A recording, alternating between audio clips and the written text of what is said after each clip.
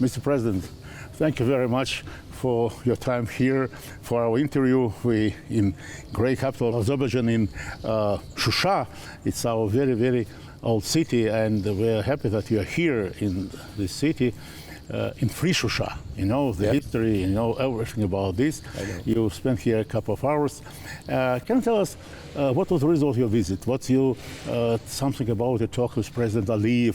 What potential of our cooperation between Azerbaijan and Slovakia you can find? Thank you very much.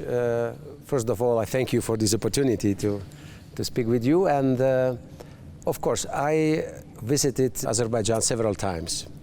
But this is my first visit to Shusha, and it was an idea of Mr. President Aliyev, which asked me if I would agree that the official meeting with the ceremony and everything will happen not in Baku, but this time in Shusha. And of course, immediately I said yes, because I know the history about this territory, and we really appreciate the work which has been done to finish this long period. And now we are here, as you mentioned, in free Shusha. And I have to say that we are impressed, the whole delegation, from the first moment when we arrived last evening, by the huge infrastructure investment and what is going on here. And so you asked me what is the subject of my visit. Yes. We have a really good relationship with Mr. President Aliyev, personally. And what do you say? Personal chemistry. Yes, absolutely, because it is not a formal visit. You can feel it immediately after our meeting, from the first second, like two friends. And that is for us very important, because then we can speak in a very open way. We can discuss about everything. There are no open issues between our two countries. And I say, and I commented it also during the press conference, it is not a formal visit. Between Slovakia and Azerbaijan, it is a strategic partnership. So that's why the result of my visits are concrete agreement, concrete projects in different areas. So I'm very happy that I arrived here, not just with business delegation, which is now in Baku, because tomorrow there will be a big business forum, yes, but also 3 ministers from the government here, representing economy, defense, interior. The governor of the National Bank is here. So I think it's another important step in our relationship. It's very good, but can you open a little bit some secrets? What concrete fields you expect that will be most important agreements? Look, we are not trying to see Azerbaijan as a customer, like many others do. Yeah.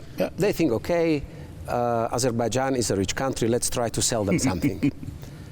We prefer in Slovakia to deal with each other as a partners. That means, for example, there is cooperation in defense industry. And we were very concrete today that our Minister of Defense is looking for a joint project, some new military equipment, which will be produced by both Slovaks and Azerbaijani companies, and which can after that enter new markets through Azerbaijan, and the benefit will go to both of us. Then, of course, I'm very proud that Slovak companies, and there are only 2 countries involved in this project, Hungary and Slovakia, and we are here building the smart village nearby. And we celebrated together with Mr. President that today they start to build a sport hall in the new school, which will be named by our General Stefanik, our really historical person and hero. And we are honored that we can be part of it. So it is very, very concrete, and in energy and so on, also very important area, because Azerbaijan plays a strategic role when we speak about energy supplies and that these kind of things. The key problem, as I can say, in Europe now is energy. It's a problem which everybody discuss. Azerbaijan now plays, I think, very important role in these roles. Do you find any kind of potential for Slovakia in this? I have to tell you that when the energy crisis started, and when we had the big problems to receive gas through Ukraine, it was Azerbaijan which offered us immediately some of the capacity, and through the Turkish stream and these other separate roads to Bulgaria and Italy to Austria, we received also gas from Azerbaijan. But now we are looking for some long-term solution, because there is an offer from Azerbaijan to deliver gas to the Middle Europe, but there are some bottlenecks on the transit road, not in Azerbaijan, but in some other countries. Yeah. So now what we are looking for is to find some financing to deal with these bottlenecks, and then there is enough capacity to receive gas from Azerbaijan and from this region to Central Europe, and in the future it can be a stabilizer of this terrible situation in this moment, because after 2027 the European Union would like to stop buying Russian gas, so we have to diversify, and Azerbaijan we see like one of the key players in this issue.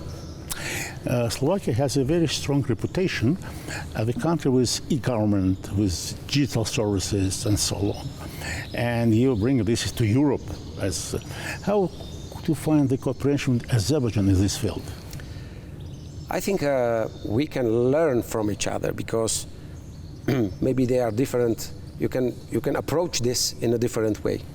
We do a lot to allow people to do everything from home, not need to visit some offices or something like that to spend time. Another side, I think I remember it is in Azerbaijan, that also Azerbaijan has also special points where you can come and you can organize everything at one spot. Yeah. So, okay, on one side we have to support each other and maybe to take the best know-how and best knowledge and to exchange it. But I think now most important and more crucial is, because we try to transfer the life of citizens from the physical world into the digital world, and it is also a dangerous one, because you have to protect the data, the infrastructure. So I think cybersecurity will be a big issue where we have to cooperate more, because the cyber threats, the number of them is raising up every day. So I think digitalization it's very good. Yeah. It's saving time, it's saving money, but on the other side, it must stay very secure. And I think with Azerbaijan, we can touch this topic very intensively. I would say about the people-to-people contacts, about the tourism, about the cultural exchange, about the educational exchange, and between our countries, there's a great potential for that. I think much more tourists from Slovakia can come to Azerbaijan, and they will find something to see. And what you recommend to Azerbaijan people to see in Slovakia? After the visit of President Aliyev to Slovakia last year, where we announced that probably this year we will be well connected with the direct flight from Baku to Bratislava. Now it will happen. In October this year, Wizz Air will launch this new route, so it will even make it more easier for Slovaks to reach Azerbaijan, and also people from Azerbaijan, Slovakia. Of course, Azerbaijan is a wonderful country. Cuisine, hospitality, nature, from the sea to the mountains. And Slovakia, I completely agree. I can imagine. I can imagine. But also, Slovakia can offer a lot. We have also mountains, beautiful nature, but also where we are, let's say, leading country is a tradition of spa, of the healing spa, not the very just famous, treatment, very but famous for heart disease, for when you have problems to move, with the legs, with everything. Stomachs, and also different, and plenty of them in Slovakia. So it is very nice to use in a season where, example, is not a good weather here, or is not season to visit the sea. They can come to Slovakia, and during the winter times they can have wonderful time and to do something for their health. Rich history. We are the world leader when we speak about castles per square kilometer. We have the highest number of castles in Slovakia among all the European countries. So rich history, and I fully believe with you, cultural exchange and students. That would be great that we increase the number of Azerbaijani students studying in Bratislava, and also Slovaks coming to your universities, because I think the best is when you go, for example, as a president to some country and you meet people there and they say, okay, you know what, I studied 20 years in your country. Immediately there is a connection. So we have to support these kind of things. I can absolutely agree. And I would say that, Slovakia, as a member of European Union, how can Slovakia help to build more closer, more constructive relations between Baku and Brussels? Thank you for the question. It was very not easy question. Yes, it is not easy question. But Slovakia would like to be a really reliable partner for Azerbaijan, not just like Slovakia, but as a member state of EU. You know, Slovakia has a theory that our diplomacy should be oriented to all four directions in the world, not just to the west, but to the south, to the north, and to the east. And we, as a Slavic nation, we are closer also to you as maybe the people in Spain or Portugal, and we understand maybe much more your mentality.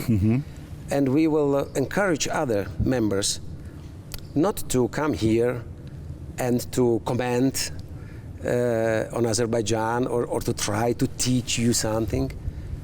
Slovakia has a style that we respect our partners. We don't comment.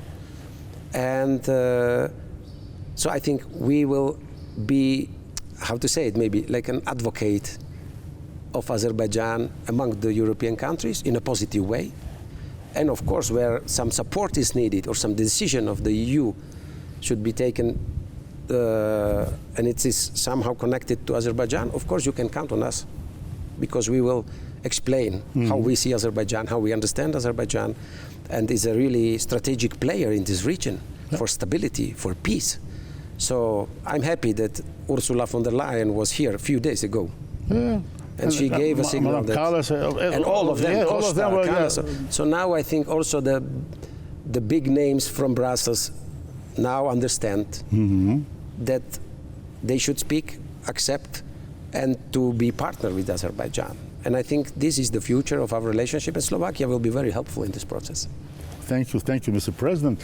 It's not a secret that you are a great sportsman. You like ice? Okay, a little bit, yes. Not very little bit.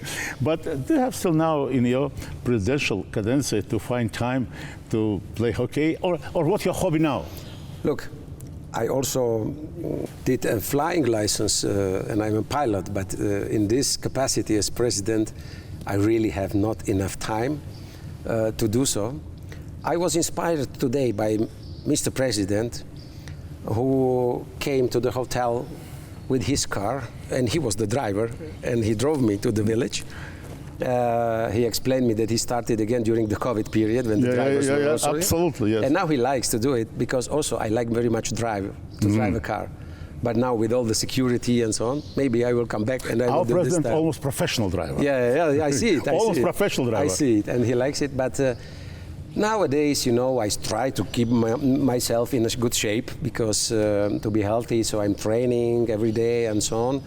But coming months, I would like to come back to train again the pilot thing, because it's something, where you disconnect yourself from the problems on the earth, and there you have to concentrate yourself just to run the aircraft. And I think this I will do again more and more, because experienced pilot is experienced only when you have a lot of hours of flying. So this is something what I have now as a plan for the next years. But I like to work. I like to work a lot. So I do not complain that I have not so much free time, because I love my job. You're right. My last question was about my capital, about the Baku. This time you started from Shusha, now you go to Baku, yes. But you were several times in Azerbaijan, that you have some impressions about Baku.